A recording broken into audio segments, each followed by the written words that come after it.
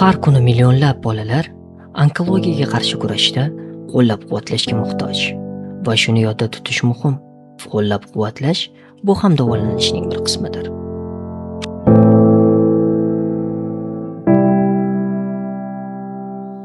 Bu mening do'stim Tim. U ham barcha bolalar kabi kulishni, o'ynashni va orzu qilishni yaxshi ko'radi, lekin ba'zida uning tongi boshqacha boshlanadi. Do'stim onasiga o'z qo'rquvlaridan so'zlab bermoqda. Nimalarni tushunmayotgani haqida, uni nima ko'proq qiynayotgani haqida. Ichingdagi hislaringni ayta olishning o'zi katta kuchdir. Bu yerda har doim biroz qo'rqinchli.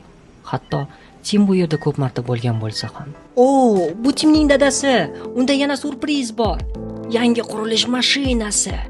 Tim qurilishlarni juda yaxshi ko'radi. Uning butun boshli kolleksiyasi bor va aynan shu lahzada dunyoda quvonch biroz ortadi.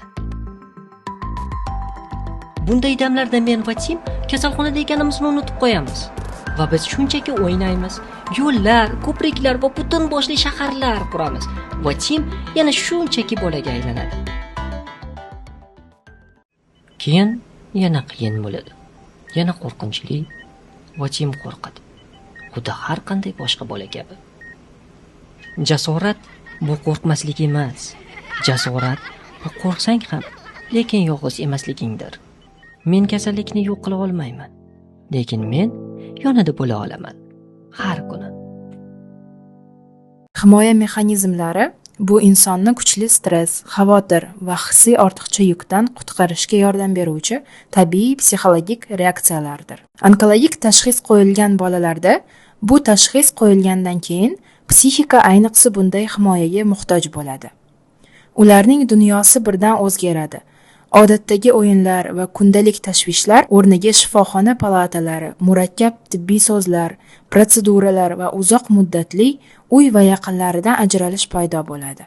Shunday sharoitlarda bolalar ko'pincha o'z tasavvuriga murojaat qilishadi. Uzoq kasalxonada yotish davrida ularda tasavvuriy do'st paydo bo'lishi mumkin.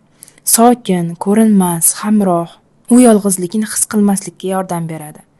Bunday himoya mexanizmlari haqiqatni buzmaydi. Ular bolani ehtiyotkorlik bilan qo'llab-quvvatlaydi, hayotning murakkab bosqichidan o'tishga yordam beradi va u to'g'ridan to'g'ri yuzlashishga tayyor bo'lgan paytgacha kuchini saqlashga yordam beradi.